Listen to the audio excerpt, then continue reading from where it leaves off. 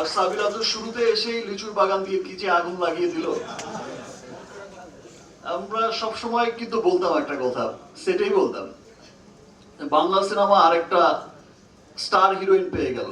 এটা তো লিচুর বাগান দিয়ে তাণ্ডব লাগিয়ে দিয়েছে, পাগল করে দিয়েছে সবাইকে। আসলে সাবিলার আমার কাছে, আমি আগেও কয়েকবার যখন দেখা হয়েছে আমি তখনও বলেছি যে সিনেমা করো না কেন, সিনেমা করো। তো আর আমার কাছে না এই বিষয়টা কেমন শুনতেই ভালো লাগে না যে বড় পর্দা ছোট পর্দা। আমরা হচ্ছে অভিনেতা অভিনেত্রী, এটা এটা যে অঙ্গনেই হোক,